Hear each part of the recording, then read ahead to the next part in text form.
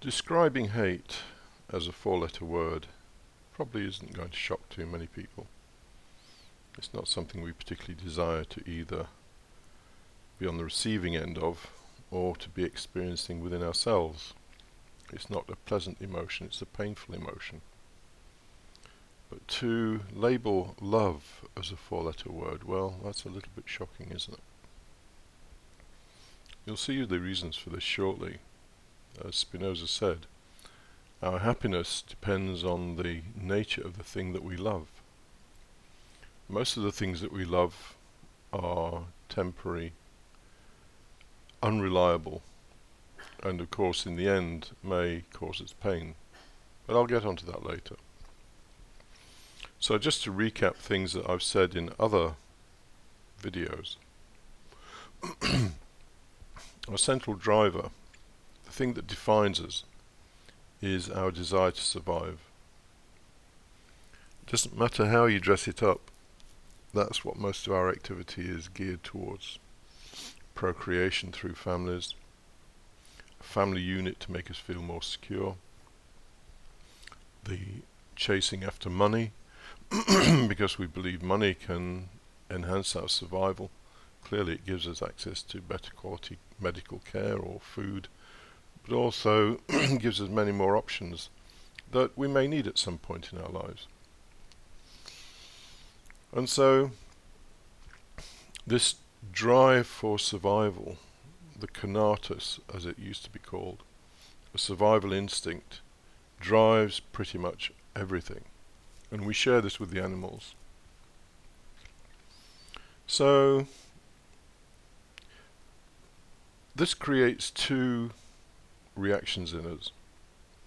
If our survival is enhanced in some way, then we feel pleasure. We feel more powerful. $1 million in your bank is going to make you feel a little bit more powerful than you did before if you had nothing in your bank. The adoration of people around you is going to make you feel a little bit more powerful because it's a life-enhancing thing for people to do that. The recovery from an illness is a life-enhancing thing and will give you pleasure. Equally, things that diminish your prospects for survival cause you to feel pain. So poor health, loss of money, rejection by people. It's fairly endless, the things that can make us feel diminished. And so this survival instinct directly generates pleasure and pain according to whether we are enhanced or diminished in our prospects for survival. Now, when we feel pleasure, it's usually because of something. It's very rare that a person feels pleasure in their own being, which is really where we should all be going, but we don't. We go to external things. So, let's give a definition of love and hate. Love is pleasure associated with the idea of some external thing. So when somebody says they love their Harley Davidson, they're talking about the pleasure they get from sitting on the back of it and zooming down a freeway at 90 miles an hour. It's a direct experience of power. When someone says they love chocolate cake, they're saying they get pleasure from all the sugar and the fats in the cake because their body through millennia has sought those things. Of course, they're now too freely available and cause various problems with our eating habits and health. But nonetheless, we use this word love fairly freely, and then we get to saying that, I love this person. If that kind of love is romantic love, then experience would indicate that there has a very, very high probability of turning into hate, in actual fact. but we'll go into that later on too. So let's turn to hate. Hate is pain associated with the idea of some external thing. So if someone tells you you're a useless piece of crap, yeah, you're going to feel pain, particularly if it's somebody who had brought you pleasure previously. So if someone, a loved one, a new partner, say, says to you in a rage of anger, in a fit of anger, they say to you, you're a useless piece of crap, that's going to hurt you, that's going to cause a lot of pain, which in turn will probably turn into hatred. Hatred is pain associated with the idea of an external object. We may hate having vaccinations because they cause pain in the body. We may hate cabbage. We may hate a particular kind of music because it gives us associations that we'd rather not have. So the sources of pleasure and pain, and by association love and hatred, are fairly well infinite. This is how we live our lives, bouncing around between love and hatred, based on whether the things external to us reinforces or diminishes. It's all fairly mechanical. Real love is love of something within oneself. As the famous line in a song by some pop group, I can't remember the name now, says, there's nothing out there worth fighting for. It's all inside. And again, as Spinoza says, the nature of our happiness or unhappiness depends entirely on the thing that we love. So if you love something that's impermanent or unreliable, then you're likely to be disappointed at some point in time. It's just the nature of the game. You can decide that you want to play that game because you feel the payback is large enough, or you can say, no, I've had enough of that game. I would rather seek something within myself rather than be dependent on external things. I should add that seeking something within oneself doesn't mean you become some island with a fortress around it. It just means that your attention is placed differently than the way it normally is placed, i.e. we focus more internally than externally. We can still have relationships and enjoy the pleasures of life and suffer the pains of life, but that's not the only thing we experience. We have something of our own. So, talking about love,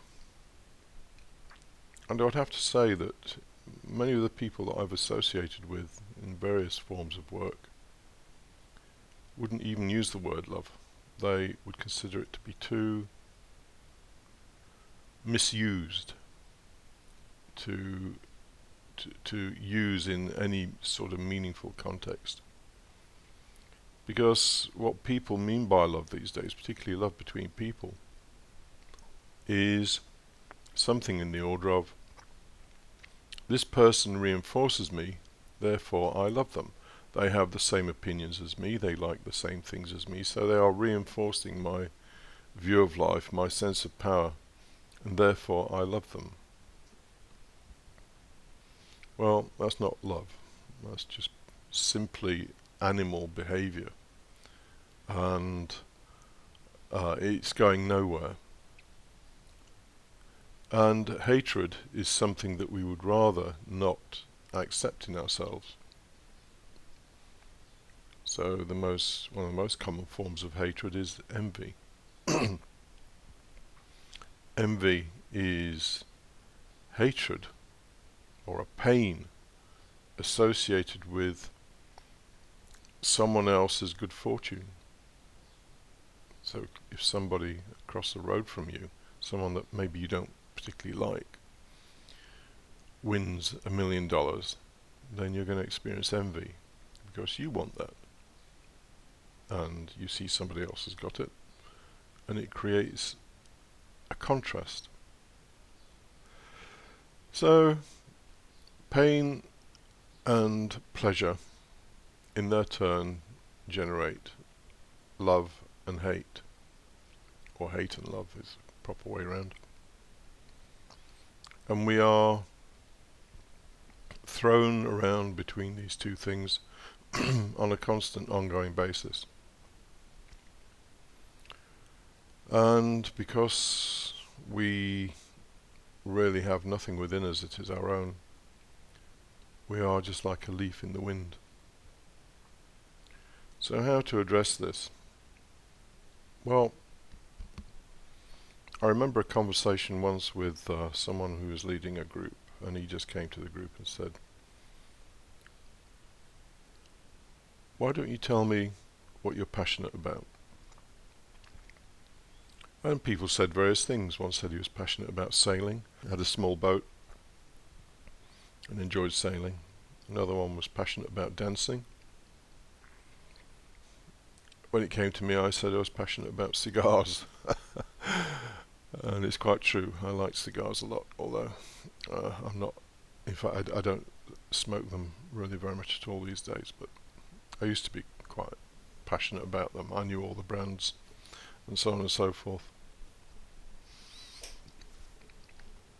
And he listened to us all, and he said, well, you're all misguided, because the only thing you should be passionate about is yourself. Well, I was a little bit shocked when I heard that, because of course in our society we're raised to believe that we need to be, how can I put it, selfless. Talking about being passionate about oneself seemed like an invitation to selfishness.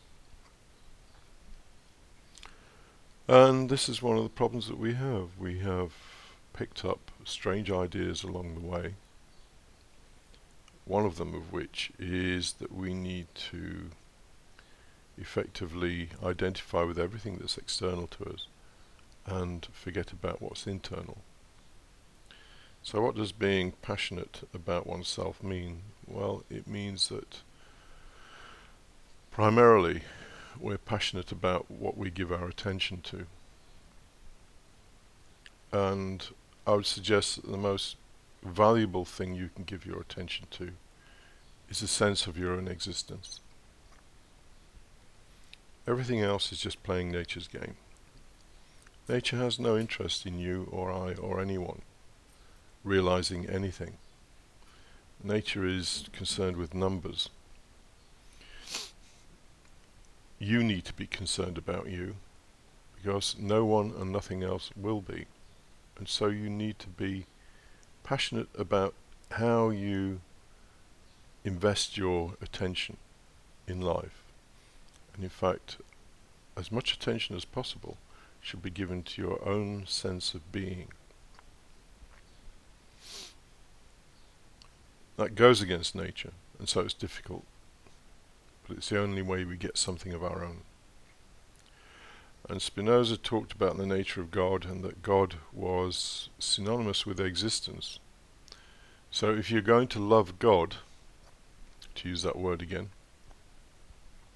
then effectively you need to love existence. And the only way you get to love anything is by giving attention to it. In fact, in the Gurdjieff work, love and attention are very often considered to be equivalent things. So there you have it. Our usual use of the word love is fairly meaningless. It just means that we derive pleasure from something. We hate the things that diminish us, and that can cause jealousy and hatred and derision and a whole pile of negative emotions that most of us are very familiar with. But love has acquired this sacred status And most of the time, love is nothing but an expression of pleasure. If you really want to love something, love yourself. And the way you love yourself is by giving attention to yourself. Because nothing and no one else is going to.